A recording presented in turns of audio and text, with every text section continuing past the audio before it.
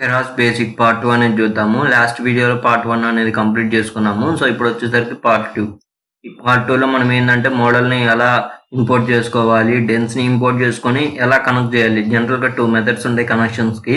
So ఆ 2 methods అనేది ఎలా కనెక్షన్ చేయాలి, ఎలా కంపైల్ చేయాలి, ఆ తర్వాత ఎలా ఫిట్ చేయాలి, సో ఎలా ట్రైన్ చేయాలి, మనం లాస్ అనేది ఎలా చూడాలి. ఇది ఈ కెరాస్ బేసిక్ పార్ట్ 2లో చూద్దాము. నెక్స్ట్ వచ్చేసరికి పార్ట్ 3లో ఈ కెరాస్ బేసిక్స్ అనేవి కంప్లీట్గా అయిపోతాయి. అప్పుడు మనం ఒక రిగ్రెషన్ శాంపుల్ తీసుకొని మనం చేయటం, సో ఎలా ఏందనేది చూద్దాం. ఈ వీడియోలో మాత్రం పార్ట్ 2. సో ఈ యొక్క సీక్వెన్షియల్ మోడల్ అనేది ఇప్పుడు ఇంపోర్ట్ చేసుకున్నాము. అదేవిధంగా మనం ఏంటంటే ఈ డెన్స్ అనే దాన్ని ఇంపోర్ట్ చేసుకుంటాము. డెన్స్ అంటే మన కనెక్షన్ అండి. సో ఈ డెన్స్లీ కనెక్టెడ్ అంటే మనం బేసిక్ ఆర్టిఫిషియల్ న్యూరల్ నెట్వర్క్ లో మనం ఇది యూజ్ చేస్తాము. ఈ యొక్క డెన్స్లీ కనెక్షన్ లేయర్ అనేది 2 ఇంపోర్ట్ చేసుకోవడం జరిగింది. ఇక్కడ చూసినట్లయితే ఒక చిన్న సీక్వెన్షియల్ దగ్గర మనకి ఎర్రర్ అయితే వచ్చింది, కాంట్ ఇంపోర్ట్ నేమ్ సీక్వెన్షియల్ అని. సో అది నాకు కొద్దిగా స్పెల్లింగ్ ఎర్రర్. సో అందుకని నేను ఏంటంటే తీసేసేసి సీక్వెన్షియల్ యూ పెట్టలేదు, తప్పు. సో అందుకని నేను ఏంటంటే సీక్వెన్షియల్ అనేది నేను మళ్ళీ ఇంపోర్ట్ టైప్ చేసి ఇంపోర్ట్ అనేది చేసుకోవడం జరిగింది. సీక్వెన్షియల్ అదేవిధంగా డెన్స్ 2 ఇంపోర్ట్ చేసుకోవడం జరిగింది. సీక్వెన్షియల్ అనేది మోడల్ అండి. సో డెన్స్ వచ్చేసరికి మన కనెక్షన్. సో డెన్స్ కనెక్షన్ అంటే బేసిక్ ఆర్టిఫిషియల్ న్యూరల్ నెట్వర్క్ లో యూజ్ చేసే కనెక్షన్. మామూలుగా డెన్స్లీ కనెక్టర్ అంటే ఏమంటారంటే నార్మల్ ఫీడ్ ఫార్వర్డర్ నెట్వర్క్ అండి. సో మనకి ఈచ్ న్యూరాన్ అనేది నెక్స్ట్ లేయర్ లో ఉన్న న్యూరాన్ కి అనేది కనెక్ట్ అవుతుంది డెన్స్లీ కనెక్షన్ లేయర్ అంటే. సో ఇప్పుడు మనం ఇక్కడ ఏమన్నా మీకు తెలియలేదు అనుకోండి, సో సీక్వెన్షియల్ కానీ డెన్స్ కానీ మీరు help of sequential, so sequential గురించి తెలుసుకోవాలనుకుంటే హెల్ప్ ఆఫ్ సీక్వెన్షియల్ అని పెట్టేసేసి షిఫ్ట్ హ్యాండ్ ప్రెస్ చేసినట్లయితే మనకి ఇక్కడ వస్తుందండి. సో జనరల్గా దీనిలో 2 మెథడ్స్ ఉంటాయి అని చెప్పాం కదా. ఫస్ట్ మెథడ్ వచ్చేసరికి మోడల్ ఈక్వల్ టు సీక్వెన్షియల్ అని రాసి చేసి మోడల్ డాట్ యాడ్ అనేది ఇది ఒక మెథడ్ అండి. సో కింద చూసినట్లయితే మనకేందంటే ఇంకొక మెథడ్ ఉంటుంది. 2 మెథడ్ అనేది చెప్తాను ఎలా మనకేందంటే కనెక్షన్. మోడల్ డాట్ యాడ్ మనం ఏంటంటే డైరెక్ట్ గా మనం పైన అంటే మోడల్ డాట్ యాడ్ రాయకుండా సో అంతా కలిపి ఒకే చోట రాస్తామండి. సో అది వచ్చేసరికి ఒక మెథడ్. సో మీకు ఫస్ట్ మెథడ్ చూపిస్తాను. సో నేనైతే సెకండ్ మెథడ్ అనేది ఎక్కువగా ప్రిఫర్ చేస్తాను. వీటికి వచ్చేసరికి మనకి బెస్ట్ మెథడ్ అండి. తర్వాత మోడల్ డాట్ కంపైల్ మనం ఏంటంటే ఆప్టిమైజర్ లాస్ 2 వాడతాము. ఆ తర్వాత మోడల్ డాట్ ఫిట్ అనేది చేస్తూ ఉంటాము. సో ఇది మనకి ఏంటంటే మోడల్ క్రియేట్ చేయడం. సో మీరు హెల్ప్ ఆఫ్ అని మీరు సీక్వెన్షియల్ కానీ హెల్ప్ ఆఫ్ డెన్స్ కానీ మీరు సెర్చ్ చేసినట్లయితే మీకు ఏంటంటే తెలుస్తుంది అది యొక్క డిస్క్రిప్షన్ అనేది చదువుతూ ఉంటే. సో ఇక్కడ నేను వచ్చేసరికి ఫస్ట్ మెథడ్ అండి. So model equal to sequential అని పెట్టేసేసి సో మనకి డెన్స్ పక్కన మీరు చూసినట్లయితే మనకి అది 32 అని కదా పైన. సో అది వచ్చేసరికి న్యూరాన్స్ అండి, హౌ మెనీ న్యూరాన్స్ అని. సో ఇక్కడ అది మన ఇష్టం, మన యొక్క న్యూరాన్స్ అనేది ఎక్కువగా ఉందనుకోండి, సో మనం ఎపోక్ అనేది తక్కువ ఎపోక్కి మనకి ఆన్సర్ అనేది వస్తుంది. ఎక్కువ న్యూరాన్స్ ఉండడం వల్ల మనకి యూజ్ ఏంటంటే ఫర్ ఎగ్జాంపుల్ మన బ్రెయిన్ చూసుకోండి, ఎక్కువ న్యూరాన్స్ ఉన్నాయి అనుకోండి, ఎక్కువ ఇన్ఫర్మేషన్ అనేది బ్రెయిన్కి వెళ్ళిపోతుంది. తక్కువ న్యూరాన్స్ ఉన్నట్లయితే సో 1కి 2 టైమ్స్ అనేది రివైజ్ చేయాలి. ఎక్కువ న్యూరాన్స్ ఉండడం వల్ల మనకేంటంటే తక్కువ ఎపోక్స్కి మనకేంటంటే ఈ యొక్క లాస్ అనేది తగ్గిపోయి మనకు కావాల్సిన అవుట్పుట్ అనేది వస్తుంది. ఇక్కడ మీ ఇష్టం, మీ యొక్క న్యూరాన్స్ బట్టి మీ యొక్క ట్రైన్ అనేది చేయండి. సో నేను ఇక్కడ ఏదైతే చూపిస్తానో అదే మీకు వచ్చిందని నేను చెప్పలేను. సో కొంచెం అటు ఇటు రావచ్చు. ఇక్కడ నేను వచ్చేసరికి డెన్స్ లో నేను ఏంటంటే 4 అని ఇచ్చేసాను. సో 4 తర్వాత మనం ఏంటంటే యాక్టివేషన్ ఫంక్షన్ అనేది యూజ్ చేయాలి. సో మనకి డిఫరెంట్ యాక్టివేషన్ ఫంక్షన్స్ అనేవి ఉంటాయండి. Sigmoid, tan h, so relu, leaky relu, softmax, ఇలా డిఫరెంట్గా ఉంటాయి. సో నేను చెప్పాను కదండి మీకు ఆల్రెడీ ఈ యొక్క యాక్టివేషన్ ఫంక్షన్ గురించి వీడియో చేయడం జరిగింది, అది ఒకసారి చూడండి. సో మోస్ట్లీ నేను ఏంటంటే రెలు వాడతాను. సో రెలులో కూడా మీకు అవుట్పుట్ అనేది సరిగ్గా రాకపోతే అప్పుడు లీకీ రెలుకి వెళ్తాము. సో ఇక్కడ వచ్చేసరికి నేను 4, సో ఫస్ట్ ఇన్పుట్ లేయర్లో 4 న్యూరాన్స్ అండి డెన్స్లీ కనెక్టెడ్. అది ఆ 4 న్యూరాన్స్ ఏంటంటే 2 న్యూరాన్స్కి మనకి ఏంటంటే డెన్స్లీగా కనెక్షన్ అవుతుంది. సో ఇక్కడ కూడా యాక్టివేషన్ ఫంక్షన్ వచ్చేసరికి రెలు. సో మనకి ఏదైతే చెప్పుకున్నామో సో అవుట్పుట్ అనేది ఏంటండి ప్రైస్ అంటే ఫ్యూచర్ 1 ఫ్యూచర్ 2 బేస్ చేసుకొని ఫైనల్గా మనకి ఏంటంటే ప్రైస్ అనేది వస్తుంది. ప్రైస్ అనేది ఏంది ఒకటే కదా అవుట్పుట్. సో ఫైనల్గా ఏంటంటే మనకి 1 న్యూరానే ఉండాలి, డెన్స్ ఆఫ్ 1 న్యూరాన్. సో ఇక్కడ మనం ఏంటంటే యాక్టివేషన్ ఫంక్షన్ అనేది యూజ్ చేయం. ఇది ఒక మెథడ్, అంటే మనం మోడల్ క్రియేషన్లో ఇది ఒక మెథడ్. సో ఆ తర్వాత మనం కంపైలర్ ఫిట్ అనేది చేస్తాము. నేను ఈ మెథడ్ అంతగా ప్రిఫర్ చేయను. సో ఈ మెథడ్ వచ్చేసరికి మనకి చాలా డెడ్ ఈజీ అండి. నేనైతే ఇదే ఎక్కువ యూజ్ చేస్తాను. మోడల్ ఈక్వల్ టు సీక్వెన్షియల్ అని పెట్టేసేసి బ్రాకెట్స్ లో నెక్స్ట్ లైన్కి వచ్చేసినట్లయితే మోడల్ డాట్ యాడ్ అని ఇవ్వాలి. మోడల్ డాట్ యాడ్ అని ఇచ్చేసేసి dense of 4 activation function relu. So అలా ఇచ్చేసిన తర్వాత మళ్ళీ నెక్స్ట్ లైన్కి వెళ్ళడం అండి. సో మళ్ళీ మోడల్ డాట్ యాడ్ అని ఇచ్చేసేసి డెన్స్ ఆఫ్ నెక్స్ట్ మీ ఇష్టం, అక్కడ మీ యొక్క న్యూరాన్స్ అనేది ఎంతైనా పెట్టుకోవచ్చు. సో ఓవరాల్గా నేను స్టెప్ ప్రాసెస్ అనేది చూడండి. అంటే ఫస్ట్ మనం ఏం చేసాము, డేటా అనేది లోడ్ చేసుకున్నాము, ఆ తర్వాత స్ప్లిట్ చేసాము, మిన్మాక్స్ స్కేలర్ అనేది యూస్ చేసాము, ఆ తర్వాత ఇప్పుడు ఏంటంటే సీక్వెన్షియల్ అదేవిధంగా డెన్స్ అనే దాన్ని ఇంపోర్ట్ చేసుకున్నాము. ఈ యొక్క డేటా అనేది వచ్చేసరికి మనకి ఆల్మోస్ట్ లీనియర్ డేటా, అంటే రిగ్రెషన్ సంబంధించిన ప్రాబ్లం లాంటిది. సో ఏం చేయాలి, ఒక్కొక్క దాని తర్వాత ఒక్కొక్క స్టెప్. ఇక్కడ వచ్చేసరికి మోడల్ క్రియేషన్, మనకి 2 మెథడ్స్ ఉంటాయి. ఒకటి equal to model equal to sequential అని బ్రాకెట్ ఓపెన్ చేసేసరికి 4 అక్కడే, అంటే అన్ని కమాండ్స్ అక్కడే ఇస్తాము. Dense of 4 activation equal to relu, dense of 2 activation equal to relu, dense of 1 అంటే ఏంది, మనకి జస్ట్ సింగిల్ క్లాసిఫికేషన్ ప్రాబ్లం కదండి. అంటే మన ఫైనల్ గా ఒకే అవుట్పుట్, ప్రైస్ అనేది ఒకటే అవుట్పుట్, ఫీచర్ 1 ఫీచర్ 2 బేస్ చేసుకొని. సో అలా చేయొచ్చు.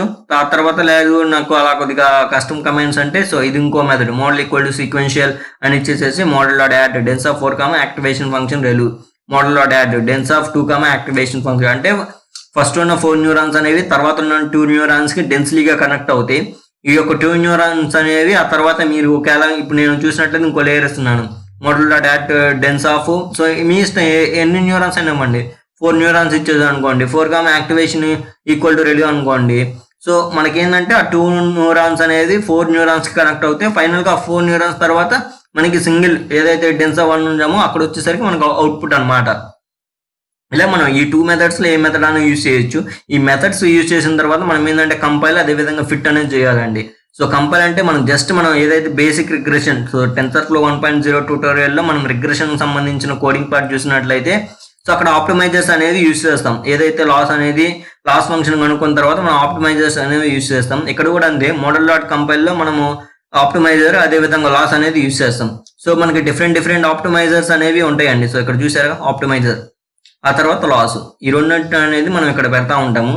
సో మనకి ఏంటంటే డిఫరెంట్ ఆప్టిమైజర్స్ ఉంటాయి. ఫర్ ఎగ్జాంపుల్ అక్కడ చూసినట్లయితే మనం యాడమ్ ఆప్టిమైజర్ అనేది యూజ్ చేసాము, గ్రేడియంట్ డీసెంట్ ఆప్టిమైజర్స్, సో ఇవన్నీ యూజ్ చేయడం జరిగింది.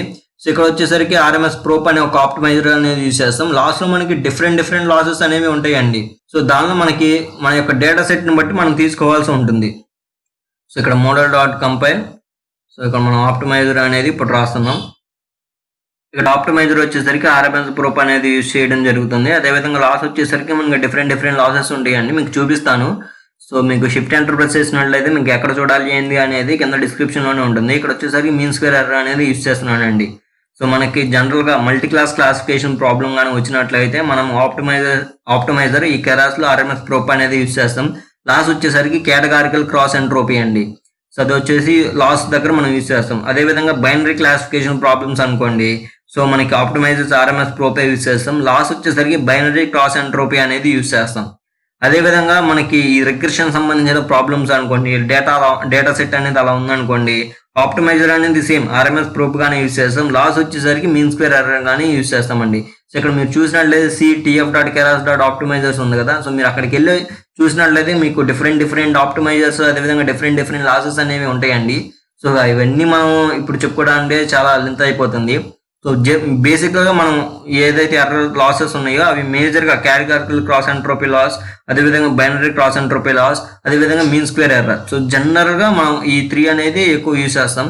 సో ఇదే అండి model dot compile, optimizer equal to RMS prop, అదేవిధంగా లాస్ వచ్చేసరికి MSE అంటే మీన్ స్క్వేర్ ఎర్రర్ అండి. సో ఒకసారి మీరు గూగుల్ ఓపెన్ చేసి సెర్చ్ చేసినట్లయితే మీకు క్లియర్ గా కనపడుతుంది డిఫరెంట్ ఆప్టిమైజర్స్ ఏమేమి ఉన్నాయి ఎవ్రీథింగ్ అని. సో ఇక్కడ నేను ఓపెన్ చేస్తున్నాను. సో ఇక్కడ మీరు చూసినట్లయితే సో keras.io.api లాసెస్ ఉంది కదా, ఇక్కడ చూడండి. సో ఇక్కడ చూసినట్లయితే అవైలబుల్ లాసెస్ ఉన్నాయి కదా, ఇక్కడ చూడండి రిగ్రెషన్ లాసెస్ ఉన్నాయి, సో ప్రాబబిలిస్టిక్ లాసెస్ ఉన్నాయి, డిఫరెంట్ అదేవిధంగా ఆప్టిమైజర్స్. సో ఆప్టిమైజర్స్ లో చూసినట్లయితే SGD, RMS prop, Adam optimizer, so అదేవిధంగా నాడమ్, సో డిఫరెంట్ ఉన్నాయండి. సో దానిలో మనం ఏంటంటే RMS ప్రోప్ అనేది ఇప్పుడు ప్రెసెంట్ అనేది యూజ్ చేస్తున్నాము. సో ఈ యొక్క ఆప్టిమైజర్స్ అనేవి మన కెరాస్ లో యూజ్ చేస్తూ ఉంటాము. సో లాసెస్ వచ్చేసరికి ఇదండి. సో మనకి ఏదైతే రిగ్రెషన్ సంబంధించిన సో డేటా కాబట్టి ఇక్కడ వచ్చేసరికి mean square error, so starting ఉంది కదా, సో అది అనేది యూజ్ చేస్తున్నాము. సో మోడల్ డాట్ కంపైల్ అయితే అయిపోయింది. ఇప్పుడు వచ్చేసరికి మోడల్ డాట్ ఫిట్ అండి. ఇప్పుడు ఇక్కడ మీరు చూసినట్లయితే షిఫ్ట్ ట్యాబ్ ప్రెస్ చేసినట్లయితే X, Y, batch size, epoch, ఇక్కడ ఏంటంటే మోడల్ డాట్ ఫిట్ చేస్తున్నాం, అంటే మనం ఏంటంటే ఇప్పుడు ఎపోక్స్ పెట్టి సో లాస్ ఎంత వస్తుందని చూస్తాం. మోడల్ డాట్ ఫిట్ లో x ఈక్వల్ టు మనకి ఏంటంటే ఎక్స్ ట్రైన్ డేటా, అదేవిధంగా y equal to y train data. So epochs అనేది ఇవ్వాలండి. సో ఆ ఎపోక్స్ అనేది మీ యొక్క డేటా సెట్ మీద డిపెండ్ అయి ఉంటుంది. సో ఎక్కువ న్యూరాన్స్ ఇచ్చినట్లయితే తక్కువ ఎపోక్స్ మనకి అయిపోతుందండి. సో నేను ఇక్కడ వచ్చేసరికి ఎపోక్స్ ఈక్వల్ టు 250 అనేది ఇస్తున్నాను. మీకు ఆ తర్వాత మీరు యొక్క విజువలైజేషన్ చూసినట్లయితే మీకు క్లియర్గా లాస్ అనేది కనపడుతుంది. అది కూడా మీకు ఎలా చేయాలి ఏందనేది చూపిస్తాను. సో ఎపోక్స్ ఈక్వల్ టు 250 ఇచ్చాను. షిఫ్ట్ ఎంటర్ ప్రెస్ చేయగానే మీకు ఏంటంటే ఒక్కొక్క ఎపోక్లో మనకి ఒక్కొక్క లాస్ ఎంత అనేది ఉంది. ఆ లాస్ వచ్చేసరికి మీన్ స్క్వేర్ ఎర్రర్ అండి. సో మీకు కనపడుతుంది. మనకి ఫైనల్గా ఎపోక్స్ అనేవి ఇంక్రీజ్ అవుతా వెళ్తున్నప్పుడు 250 ఎపోక్ దగ్గర మనకి ఏంటంటే లాస్ అనేది తగ్గి ఉండాలండి.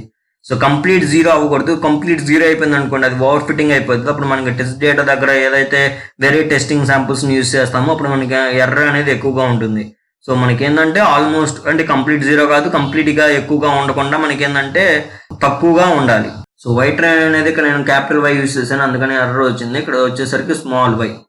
సో అవి చూసుకోండి మీరు, స్మాల్ క్యాపిటల్ అనేవి. సో ఇక్కడ మీకు ఒక్కొక్క ఎపోక్ దగ్గర మీకు లాస్ అనేది చివరిన కనపడుతుంది కదా. సో మొత్తం అవని. సో ఇక్కడ ఫస్ట్ ఎపోక్ దగ్గర ఎంత ఉంది, చివరి ఎపోక్ దగ్గర ఎంత ఉందో చూద్దాము. సో మీకు ఫస్ట్ ఎపోక్ దగ్గర మీకు లాస్ కనపడుతుందిగా. సో చివరి ఎపోక్ అంటే 250 ఎపోక్ దగ్గర చూడండి అండి. సో ఇది వచ్చేసరికి మనకి ఈచ్ అండ్ ఎపోక్ దగ్గర మనకి ఏంటంటే వెయిట్స్ అప్డేట్ అవుతూ ఉంటాయి. అప్డేట్ అవుతున్నప్పుడు మనకి ఏంటంటే లాస్ అనేది తగ్గుతూ ఉండాలండి. సో 250 ఎపోక్ దగ్గర చూసారా. సో మనకి మీరు ముందు ఎపోక్స్ గమనించినట్లయితే మనకి లాస్ అనేది తగ్గుతూ ఉందండి. సో అది మన యొక్క న్యూరాన్స్ బట్టి మన యొక్క ఎపోక్ అనేది ఇచ్చుకోవాలండి. సో మనకి ఎక్కువ న్యూరాన్స్ ఇస్తే తక్కువ ఎపోక్స్ లో మనకి తొందరగా అయిపోతుంది. అదే మనం తక్కువ న్యూరాన్స్ ఇచ్చామనుకోండి కొద్దిగా ఎక్కువ ఎపోక్స్ అనేది పెట్టుకోవాలి. ఇప్పుడు ఏంటంటే ప్లాట్ అనేది చూద్దాం. ఈ యొక్క కంప్లీట్ యొక్క లాస్ ని నేను హిస్టరీ అంటే కంప్లీట్ హిస్టరీని ఏంటంటే సో లాస్ డేటా ఫ్రేమ్ లో నేను స్టోర్ చేసుకుంటున్నాను. ఈ యొక్క లాసెస్ మొత్తం స్టోర్ చేసుకోవాలంటే model dot history first epoch నుంచి చివరి ఎపోక్ దాకా కంప్లీట్ లాస్ అనేది ఇక్కడ మీకు చూపిస్తుంది. సో దీన్ని మనం ఏంటంటే సేవ్ చేసుకోవాలండి. నేను వచ్చేసరికి లాస్ డేటా ఫ్రేమ్ లో pd డాట్ డేటా ఫ్రేమ్ అని పెట్టేసేసి బ్రాకెట్స్ లో ఈ మోడల్ డాట్ హిస్టరీ అని పెట్టినట్లయితే ఈ యొక్క లాస్ డేటా ఫ్రేమ్ లో ఇది కంప్లీట్ మనకి హిస్టరీ లాసెస్ అనేది మనకి స్టోర్ అయి ఉంటుంది. సో దాని యొక్క లాస్ట్ డేటా ఫ్రేమ్ ని మనం గ్రాఫ్ గా చూసినట్లయితే అప్పుడు మీకు క్లియర్ గా అర్థమైపోతుంది. సో ఏ స్టేజ్ తర్వాత మనకి ఏంటంటే ఈక్వల్ గా ఉంది అంటే స్టార్టింగ్ బాగా డిక్రీజ్ అయింది. సో ఏ స్టేజ్ దగ్గర ఏంది అనేది క్లియర్ గా కనపడుతుందండి. సో లాస్ట్ డేటా ఫ్రేమ్ ని మనం ఇప్పుడు ఏంటంటే విజువలైజేషన్ గా చేద్దాం, ఎందుకంటే ఈచ్ అండ్ ఎవ్రీ లాస్ అనేది మనం లాస్ట్ డేటా ఫ్రేమ్ లో చూడొచ్చు. సో ఇక్కడ చూసినట్లయితే ఇక్కడ మీకు లాస్ట్ డేటా ఫ్రేమ్ సో అంటే loss_df.plot అని మీరు షిఫ్ట్ ఎంటర్ ప్రెస్ చేసినట్లయితే ఇక్కడ ప్లాట్ కనపడుతుంది కదా. సో ఎర్రర్ చూసారా మనకి ఎలా డిక్రీజ్ అవుతా ఉందో ఎపోక్స్. లాస్ చూసారా బాగా డిక్రీజ్ అవుతా ఉంది. సో మనకి చూసారా ఈ 50 ఎపోక్స్ తర్వాత 50 to 200 మధ్య మనకి ఏంటంటే లాస్ పెద్దగా ఏమీ డిక్రీజ్ అవ్వలేదు, అంటే 50 లోపే మనకి ఏంటంటే అయిపోయింది. సో మీకు ఎక్స్ యాక్సిస్ ని సరిగ్గా చూసుకోండి. ఎక్స్ యాక్సిస్ వచ్చేసరికి మనకి ఎపోక్స్, సో వై యాక్సిస్ వచ్చేసరికి మనకి లాస్.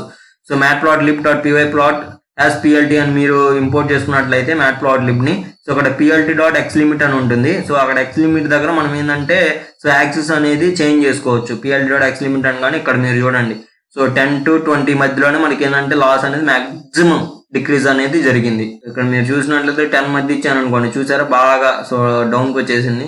సో అది వచ్చేసరికి మనకి లాస్. ఇది caress basic part 2. Next part 3 చూద్దాం.